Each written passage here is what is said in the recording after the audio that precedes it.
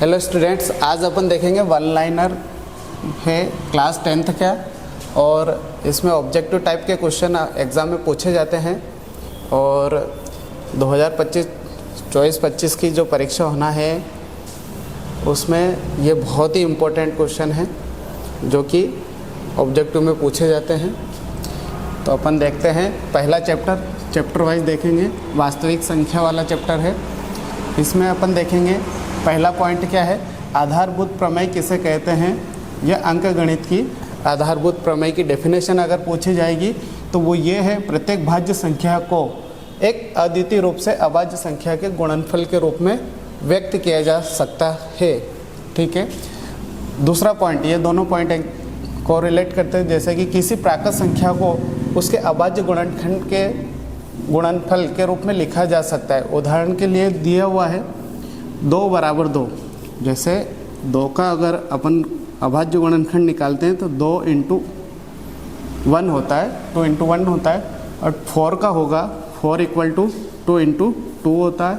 और 2, 5, 3 यहाँ लिया हुआ है, इसका अभाज्य गुणनखंड क्या हो जाएगा 11 × 23। तो इस तरीके से अभाज्य गुणनखंड के रूप में एक अद्वितीय होता है। ठीक है, ये इसकी डेफिनेशन हो जाएगी। थर्ड पॉइंट है इसका, एक प्राकृत संख्याओं का अभाज्य गुणनखंड उनके गुणनखंड के क्रम को छोड़ते अद्वितीय होता है। ये क्रम आगे बढ़ता रहता है, जैसे संख्या आती रहती है उस हिसाब से इसके अभाज्य गुणनखंड अपन निकालते जाते हैं। गणितज्ञों का राजकुमार किसे कहा जाता है, तो कार्ल फ्रेडरिक गॉस को गणितज्ञ का राजकुमार कहा जाता है। ये ऑब्जेक्टिव में पूछा जाता है।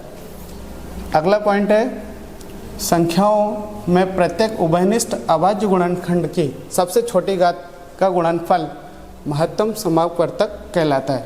यह HCF हाईएस्ट कॉमन फैक्टर। जैसा अपन देखते हैं 12 का अभाज्य गुणनखंड निकालते हैं अपन 2 × 2 × 3, तो इक्वल टू अगर देखते हैं तो 2 कितनी बार है, 2 बार है, तो इसका मतलब 2 की घात 2 हो गए। 3 कितनी बार है, 1 बार है, तो 3 की घात 1 हो गया। ऐसे ही 15 का देखते हैं अपन, तो 3 × 5 ये हो जाएगा 3 की घात 1 और 5 की घात 1। 21 का निकालते हैं अपन ऐसे ही, तो 7 × 21 होता है, 3 की घात भी 1 हो जाएगी और 7 की घात भी 1 हो जाएगी। अब यहाँ पे क्या होता है, हाईएस्ट कॉमन फैक्टर पूछा जाता है, तो जो कॉमन है सबसे ज़्यादा उसी को लिया जाता है। तो जैसे कि यहाँ 3 है, यहाँ भी 3 है और यहाँ भी 3 है, तो हाईएस्ट कॉमन फैक्टर क्या हो जाएगा अपना 3। तो यही महत्तम समापवर्तक है। अगर इसकी डेफिनेशन पूछी जाती है तो उभयनिष्ठ अभाज्य गुणनखंड क्या हो जाएगा, उभयनिष्ठ अभाज्य गुणनखंड। ठीक है, ये महत्तम समापवर्तक है। ऐसे ही पूछा जाता है LCM के बारे में भी। LCM की डेफिनेशन क्या होती है तो अपन देख लेते हैं। संख्याओं के संबंध प्रत्येक अभाज्य गुणनखंड की सबसे बड़ी घात के गुणनफल लघुत्तम समापवर्तक कहलाता है। ठीक है, यह लिस्ट कॉमन मल्टीपल पूछा गया है, तो 6 का निकालते हैं अपन, तो 6 का कितना हो जाएगा 2 × 3 = 6 होता है। और 20 का निकालेंगे तो 2 × 2 × 5 हो जाएगा। तो यहाँ पे 2 की घात कितनी है 1 और यहाँ पे 2 की घात कितनी है 2। तो जो हाईएस्ट है उसी को लिया जाता है, 2 की घात 2, फिर 3 की घात 1 हाईएस्ट, 3 की घात 1 और 5 की घात 1 हाईएस्ट है, तो ये भी हो जाएगा। ठीक है, तो इसी के बेसिस पे फिर अपन क्या निकालते हैं, LCM निकालते हैं। तो 2 × 2 × 3 × 5, तो LCM कितना आ जाएगा अपने पास 16। ठीक है, इस तरीके से LCM और HCF निकाला जाता है। पॉइंट टू पॉइंट चल रहे हैं अपन अभी। किसी प्राकृत संख्या n के लिए संख्या n की पावर n और संख्या 6 की पावर n संख्याओं के अंक 0 पर समाप्त तो नहीं होगी। क्यों?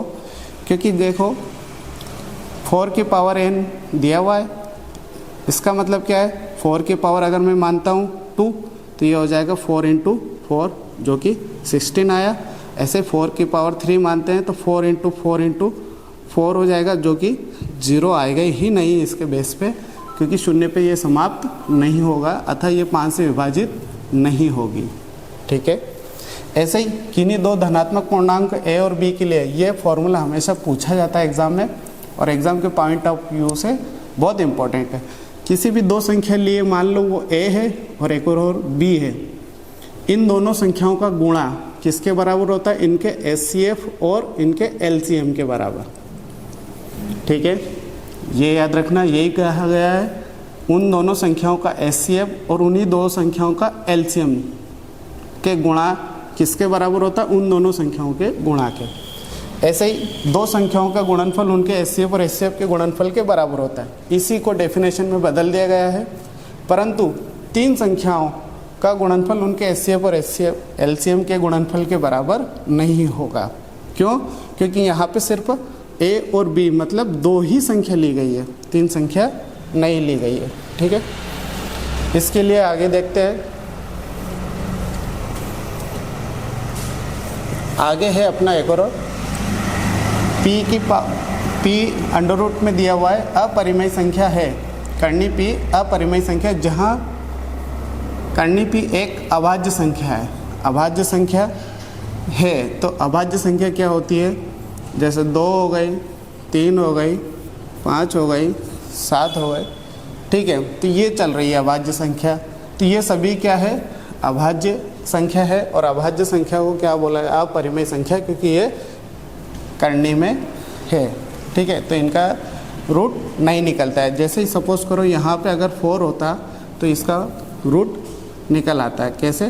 2 2 ज़ा 4, तो ये हो जाएगा 2 इसका आंसर होता। बट 2 अंडर रूट में है और ये अपरिमेय संख्या है।